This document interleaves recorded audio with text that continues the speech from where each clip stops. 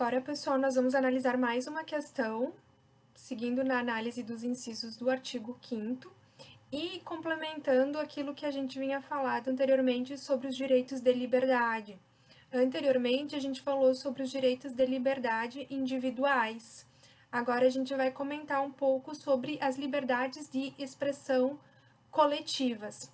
Então, vamos analisar as afirmativas dessa questão. Primeiro, ela pergunta para assinalar a resposta incorreta.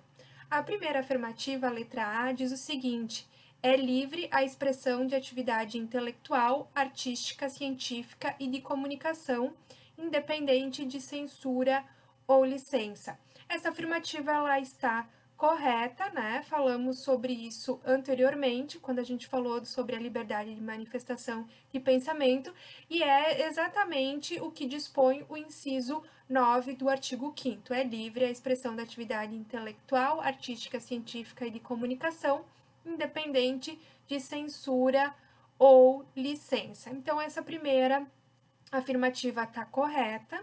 Depois a gente tem ainda uma segunda afirmativa que fala que é livre o exercício de qualquer trabalho, ofício ou profissão, atendidas as qualificações profissionais que a lei estabelecer. Já falamos muito sobre isso antes, então a liberdade de trabalho também está correta essa afirmativa. E agora a gente vai falar sobre a afirmativa prevista na letra C, que diz o seguinte: é permitido reunir-se pacificamente, sem armas, em locais abertos ao público, independente de prévio aviso e autorização do poder público, desde que não frustre outra reunião convocada anteriormente para o mesmo local. Então vejam que aqui, pessoal, quando a gente fala sobre liberdades de expressão coletivas, geralmente a gente está falando o quê? De manifestações públicas, das pessoas, né, utilizarem dos espaços públicos para se manifestar.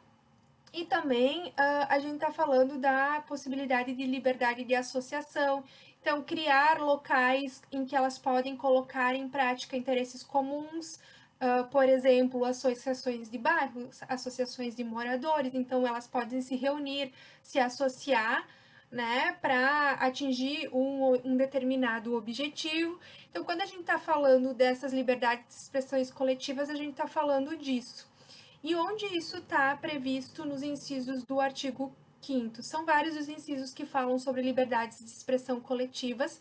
A gente vai ter o inciso 16, o inciso 17, 18, 19, 20 e 21, certo? Então, são 6 incisos que falam sobre liberdades de expressão coletivas, começando com o inciso 16, que justamente vai falar sobre essa afirmativa que eu acabei de comentar com vocês.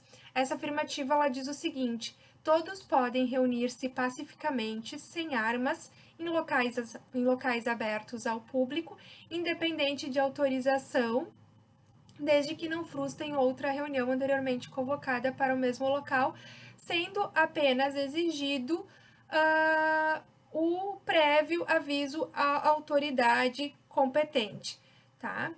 Na verdade, a afirmativa da questão ela está incorreta porque ela não fala sobre a necessidade de aviso prévio da autoridade competente, né? Ela diz aí que independente de prévio aviso e autorização do poder público. Aí vejam o seguinte, pessoal, na verdade, não é que o poder público ele tem que autorizar a manifestação ou a reunião, né? Na verdade, ele só tem que ser avisado, comunicado, ele não tem o poder de dizer se essa manifestação ela vai ocorrer ou não. Por que ela deve ser avisada, essa autoridade competente? Geralmente, o pessoal, o objetivo, na verdade, desse aviso à autoridade é muitas vezes para a questão de logística, de movimentação da cidade, de assegurar a proteção, inclusive, dessa reunião pacífica. Então, quando a gente fala da presença da autoridade competente ou da presença da polícia nas manifestações, o papel dela ali não é coibir ou proibir a realização daquela manifestação. Pelo contrário, ela está ali para assegurar que essa manifestação ela seja realizada de forma pacífica e tranquila, né? Que a finalidade daquela reunião ela seja atingida. Então, não depende de autorização, mas a autoridade competente ela deve ser comunicada, ela deve ser avisada de que aquela manifestação ela deve acontecer. E outra coisa também, pessoal, é que essas manifestações, passeatas e etc., elas devem ter fins lícitos, né? Obviamente que a reunião para fins não lícitos, ou para fins paramilitares, elas são vedadas, tá? Então, também a gente vai ter a questão da discussão, né? Se essas manifestações, elas têm como fim promover discursos de caráter ilícito, elas também são vedadas, tá certo? Um julgado interessante para a gente discutir a liberdade de reunião é um caso paradigmático julgado pelo STF que diz respeito às manifestações coletivas e públicas em prol da descriminalização do uso da maconha. E o STF ele entendeu que essas manifestações elas não se configurariam enquanto um delito de apologia do crime, né, do uso de drogas ou do tráfico de drogas. Por quê? Porque justamente a reunião, né, ela é livre, mas o limite dela é que ela não pode ser utilizada em prol de defender ou configurar atos ilícitos. Tá? Então, a discussão justamente nessa ação que correu perante o STF sobre essas marchas da maconha, teve essa discussão e se entendeu que, durante essas manifestações, as pessoas que ali estavam, elas estavam manifestando um pensamento, né, se utilizando da sua liberdade de expressão para defender a descriminalização do uso da droga, mas elas não estavam ali efetivamente consumindo ou usando máscaras, usando de armas para defender aquele posicionamento, né? Então, a manifestação em si, ela era para fins pacíficos e para defender ideias. Então, esse foi o entendimento do STF com relação à questão da marcha da maconha. Então, os ministros do STF, eles ressaltaram que a liberdade de expressão e de manifestação somente pode ser proibida quando for dirigida a incitar ou provocar ações ilegais e iminentes, e que no caso dessa marcha isso não se configuraria, porque na verdade se trataria de uma livre manifestação do pensamento e na possibilidade da discussão democrática sobre o modelo de proibição e consumo de drogas. Então, o STF entendeu que faz parte da democracia trazer essas discussões, falar sobre a política de drogas do país e que, no caso dessas manifestações, elas não estariam incitando ações ilegais. Esse foi o entendimento do STF no caso da Marcha da Maconha. Depois, pessoal, a gente vai ter o inciso 17 e seguintes que falam sobre a liberdade de associação.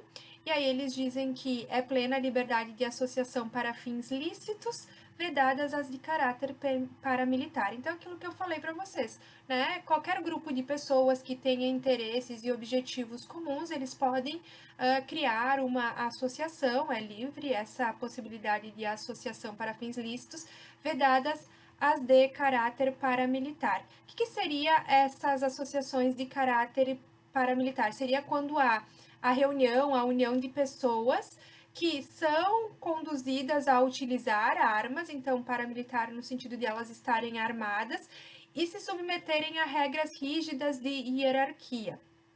Tá? No Brasil seria muito próximo àquilo que existem, por exemplo, nas facções militares. Então, esse tipo de associação que tem esse caráter, ela é vedada pelo nosso ordenamento jurídico, tá? Depois a gente tem ainda no inciso 18 a determinação de que a criação de associações e na forma da lei a de cooperativas independem de autorização, sendo vedada a interferência estatal em seu funcionamento. Também é a ideia de que o poder público ele não vai intervir na associação de pessoas, certo? Eu não preciso de uma autorização do Estado para criar uma associação, eu também não preciso de uma autorização do Estado para me reunir. Claro que o Estado ele tem um papel importante no sentido de ser informado, de haver o registro daquela associação, do seu funcionamento, mas ele não vai determinar se eu posso ou não criar uma associação, tá? E interferir no funcionamento de uma associação, até porque se trata de uma pessoa jurídica privada, tá, pessoal? Dentro do direito privado, as associações são consideradas pessoas jurídicas de direito privado, logo o Estado não tem o poder de intervir. Depois a gente vai ter o inciso 19, que fala que as associações só poderão ser compulsoriamente dissolvidas ou ter suas atividades suspensas por decisão judicial, exigindo-se, no primeiro caso, o trânsito em julgado. Então, da mesma forma, né, pessoal, se eu tenho a liberdade de me associar, também não vai o Estado compelir a dissolver uma associação. Ela não pode ser obrigada compulsoriamente a ser dissolvida. Ah, não concordo com essas atividades, não quero que essas atividades sejam realizadas. Não compete ao Estado intervir nisso, a menos que seja por meio de uma decisão judicial e desse modo essas atividades elas podem ser suspensas, tá? Também a Constituição prevê que ninguém poderá ser compelido a associar-se ou permanecer associado. Então, aqui é até bem interessante, tem alguns casos, alguns julgados no sentido de associações de bairro, moradores, né? Então, a pessoa, ela comprou uma casa em um determinado bairro e existia uma associação de bairro em que determinava que todas as pessoas que morassem naquele local deveriam se associar àquela associação de moradores e pagar uma contribuição para essa associação. E aí a pessoa se muda para o bairro e não quer se associar àquela associação de moradores de bairro, não quer pagar as contribuições daquela associação.